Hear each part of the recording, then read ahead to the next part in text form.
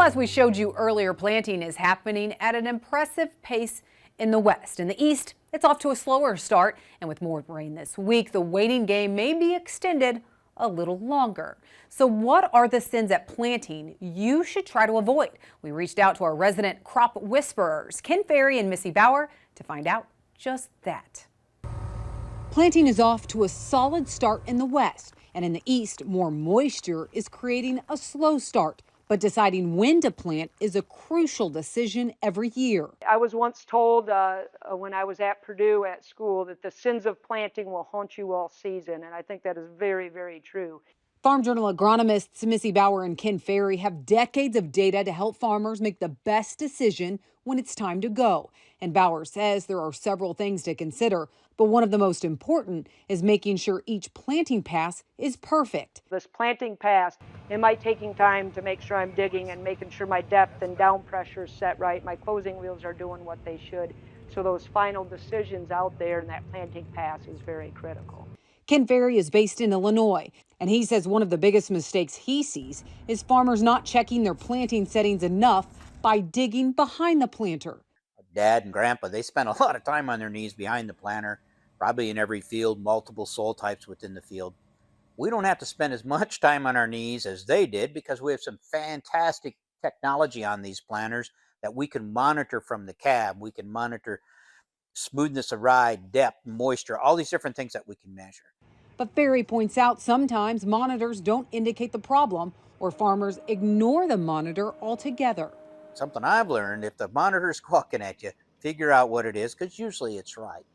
But if we get off and we get behind the planter and we're digging and we're looking at that furrow, we're looking at the closure of the furrow, the pack of the furrow, the seed placement, and we're ground truthing it, that makes it a lot less likely that we're going to have a train wreck. He says timing is also key and making sure the soils aren't too wet. If we're going out there and pushing it, we're going to put in a compaction layer. And that compaction layer just keeps on giving all season long. So the service calls that I go on in June and July, 80 to 90% of the compaction issues I have to deal with our customers come from the first pass that they're getting pretty nervous right now to make. The first pass is where most trouble comes from. But what we found is soybean planting dates are very critical. I have an opportunity to add a lot of bushels with early dates. So even when I plant early and it takes a long time for the beans to get out of the ground, and I lack maybe some uniformity and emergence in the field, but what I gain and the yield side of it out trumps that. We've learned that if we can get these beans planted early enough, we can get some pre-solstice flowering. Last year we had flowering on some of our early beans by May 27th. When you consider the solstice at the 21st of June, that's pretty good. And that usually brings along a premium in yield.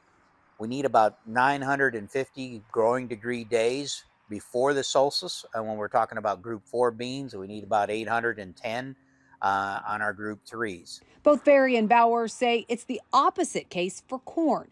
If I plant corn early and things don't come up uniform, or it takes 14 or 20 days to get your corn out of the ground, we've just hurt our yield potential from the get-go. So if you want that uniform stand with the photo finish of plants being very uniform and photocopied and ears being there, you need to be planting in conditions that are going to allow that to happen. So it's going to be warm enough, above 50 degrees, so you don't fight seed chilling while that seed takes on and imbibes water.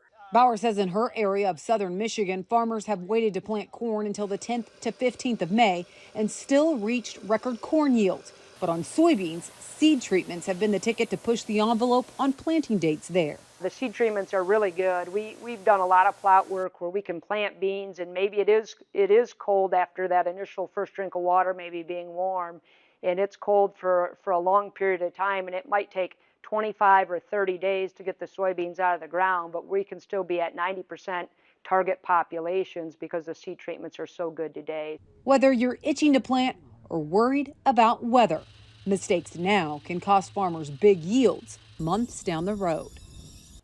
Now, we also have an entire playlist on our Farm Journal YouTube page dedicated to planting tips from Ken. You can find those with the QR code on your screen. All right, shark attacks may be scary, but there's an animal more deadly that's also a major nuisance for newly planted crops. We have details and from the farm next.